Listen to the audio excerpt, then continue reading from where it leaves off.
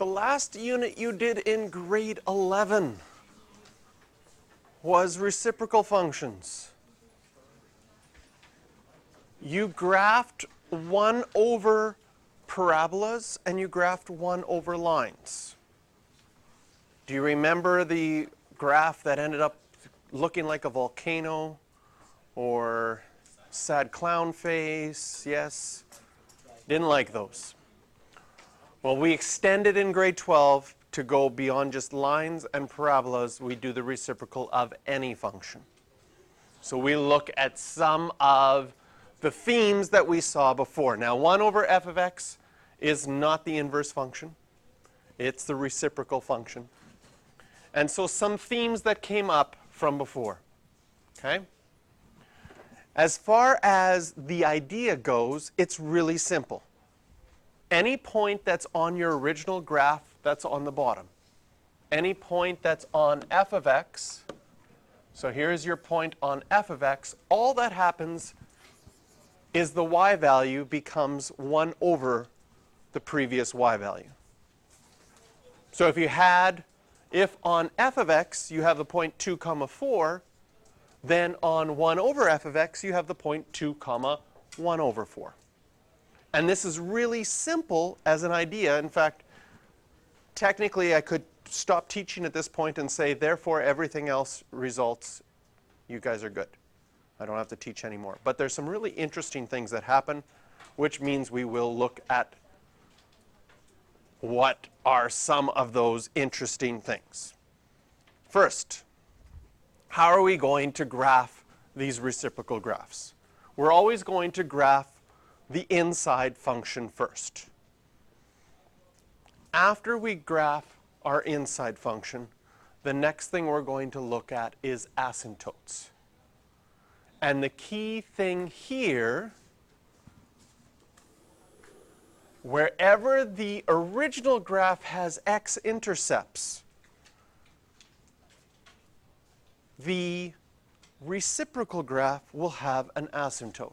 Should make sense, because here I have an example. If I have the point 3 comma 0 on f of x, and if my only rule is all my y values become 1 over the previous y value, well then my y value would become 1 over 0.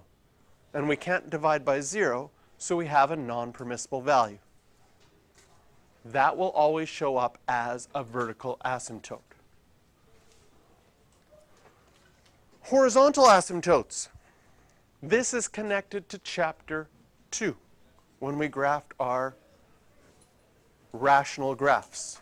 Whenever you have a higher degree in your denominator, you will have an asymptote at y equals 0.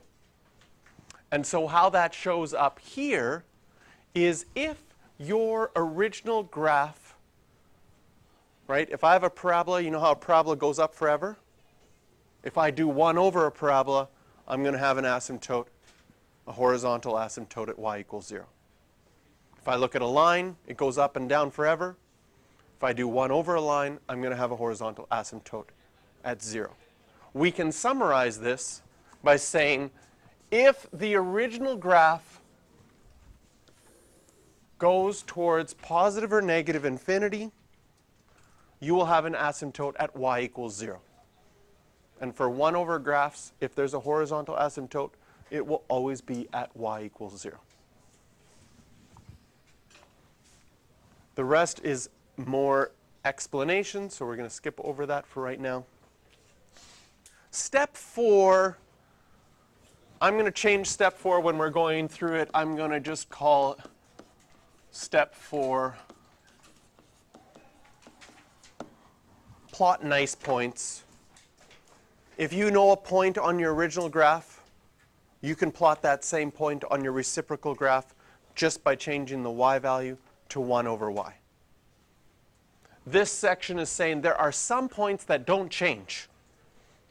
If you had the point 3 comma 1, when you do 1 over 1, it's still 1. And these points that don't change have a name. They're called invariant points. But we're not just going to plot the invariant points. Sometimes we won't plot them at all. Sometimes we'll just plot nice points.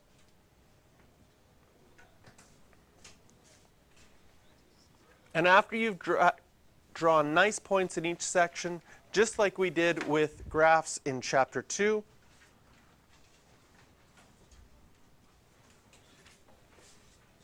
we're going to skip 5 as part of, I consider 5 as part of 4.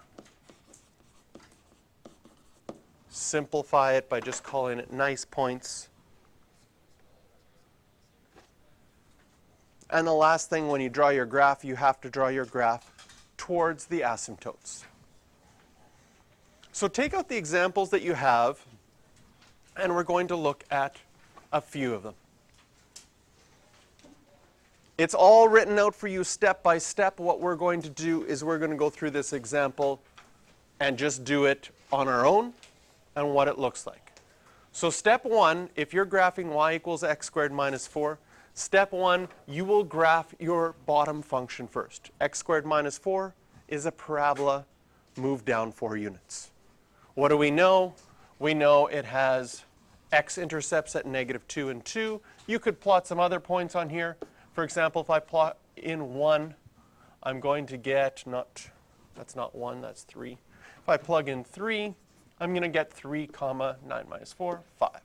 Similarly over here, I'll have -3 comma 5. I could plug in 1. I get 1, -3. There's lots of points that I could have on my original graph. Then off to the side, we're going to graph the reciprocal function.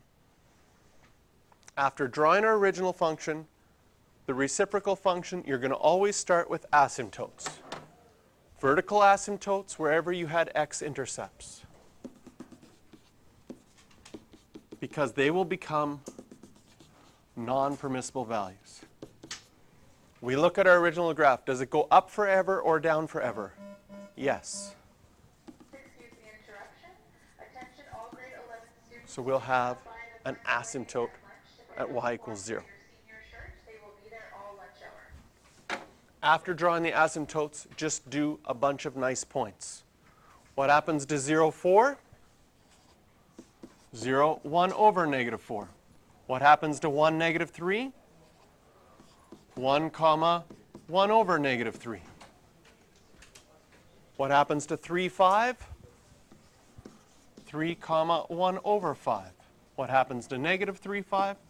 -3, 1 over 5. The y value just changes to 1 over the y value. And once you've got a bunch of points, you now draw your graph towards the asymptote. If I've got a point here, it's got to go up and over.